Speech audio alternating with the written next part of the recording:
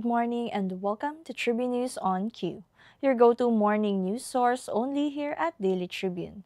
We're live on Daily Tribune's Facebook page, Daily Tribune PH on YouTube, and at Daily Tribune Official on TikTok. For today's headlines,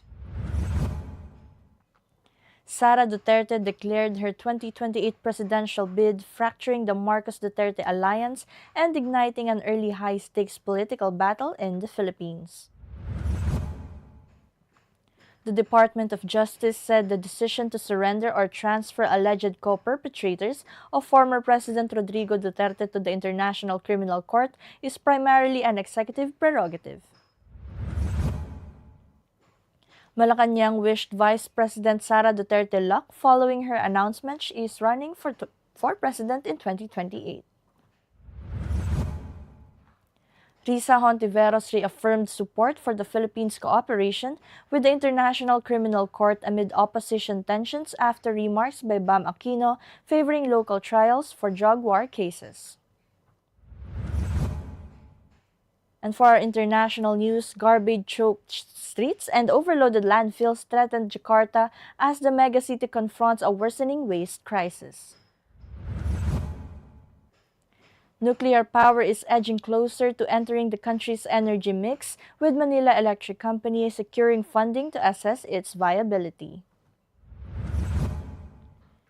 And for our entertainment news, amid public discussions involving IZ Trazona Aragon and husband Alvin Aragon, a longtime colleague opted to offer reassurance rather than fuel speculation. For our sports news, Alex Ayala won once again in the Dubai Tennis Championships as she delivered a victory over Sorana Sirsti of Romania in the round of 16 at the Aviation Club Tennis Center on Thursday, Manila time.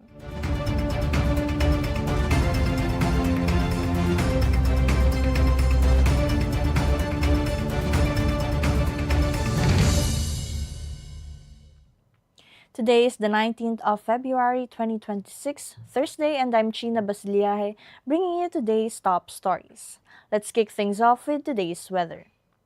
Today, the shear line brings cloudy skies with scattered rains and isolated thunderstorms over Caraga, Davao Region, Northern Mindanao, Sorsogon, Eastern Samar, Biliran, Leyte, Southern Leyte, Cebu, Bohol, Basilan, Sulu, and Tawi-Tawi with possible flash floods or landslides.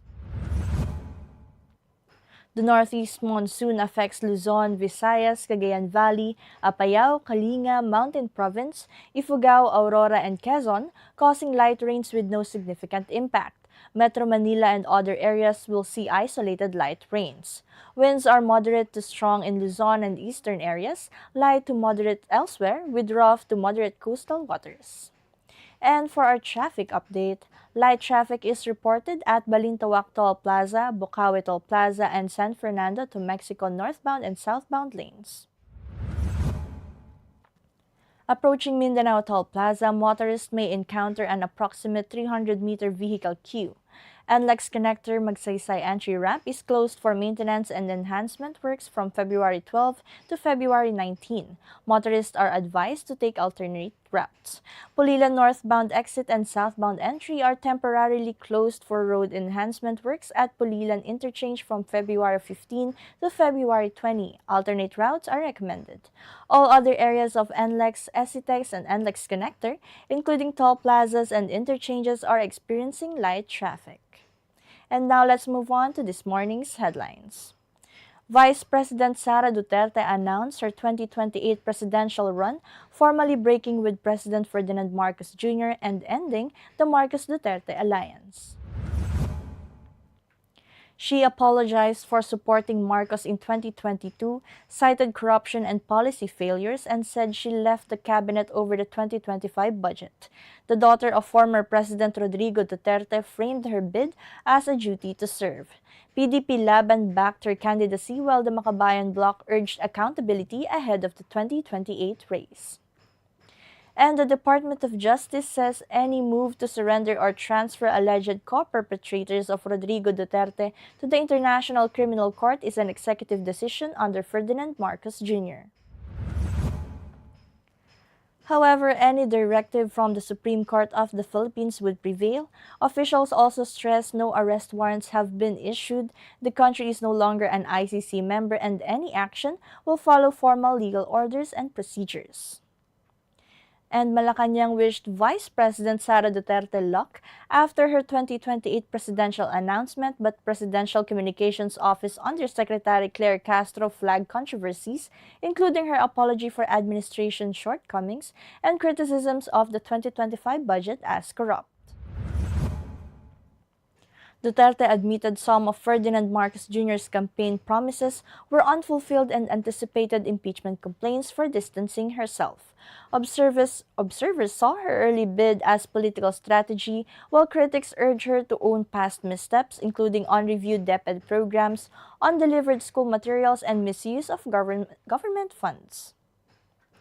And Senator Risa Hontiveros reaffirmed support for the Philippines' cooperation with the International Criminal Court following Senator Bam Aquino's remark that drug war cases should ideally be tried locally. Former Senator Antonio Trillanes IV criticized Aquino for downplaying families' calls for justice over extrajudicial killings under former President Rodrigo Duterte. Hontiveros stressed international justice is vital when local courts fall short, while Senate leaders Vicente Soto and Alan Peter Cayetano warned against foreign interference. Duterte faces crimes against humanity charges and has been detained in The Hague since March 2025. And for our international news, Greater Jakarta and its surrounding cities, home to 42 million people, produce up to 14,000 tons of waste daily, fueling a severe trash crisis. Overflowing landfills, including the sprawling Bantar Gebang landfill, have left streets littered, smelly, and infested with flies. Experts blame population growth, rising consumption, and weak waste management. Local sites can't keep up. South Tangerang's landfill holds up to 400 tons but generates 1,100 tons daily. President Prabowo Subianto warns that most landfills nationwide could reach capacity by 2028. And for our business news, Manila Electric Company is taking steps to add nuclear energy to the country's power mix, securing a $2.8 million grant from the United States Trade and Development Agency to fund the feasibility study on small modular reactors. The study, led by Meralco PowerGen Corp, will assess reactor technologies, potential sites, and regulatory requirements, producing a roadmap with commercial, financial, and development milestones. Set to start this year, the project aims to guide future nuclear power initiatives in the Philippines. And for our entertainment news, amid public discussions involving Icy Trazona Aragon and her husband Alvin Aragon, longtime colleague Sunshine Garcia Castro offered reassurance over speculation. In an interview, she emphasized prayer, understanding, and enduring bonds, respecting the couple's decision. Garcia Castro highlighted that years of shared work have created connections that remain strong despite challenges, conveying continued support and goodwill for the couple and their families while prioritizing friendship over controversy. And for our sports news, Alex Ayala defeated Sorana Sirsti in the round of 16 at the Dubai Tennis Championships on Thursday, Manila time. The 20-year-old needed 1 hour and 38 minutes to beat world number 32 Sirsti, avenging her loss to the Romanian at the Madrid Open. Ayala, currently world number 47, advances to face US star Coco Gauff in the quarterfinal at 11 p.m. She could meet defending French Open champion Elina Svitolina in the semifinals if she pulls off an upset. Now let's take a quick look at today's horoscope. Today calls for honesty and leadership, Virgo. If something feels off, stop pretending and open the doors of communication. A financial setback may appear, but tackling it with clarity will help you stay on track. Take the time to motivate a colleague who looks up to you. Your guidance can make a difference. Stepping up today strengthens both your professional and personal impact. And did you know that on February 19, 1886, Jose Abad Santos, the fifth Chief Justice of the Supreme Court, was born in San Fernando, Pampanga?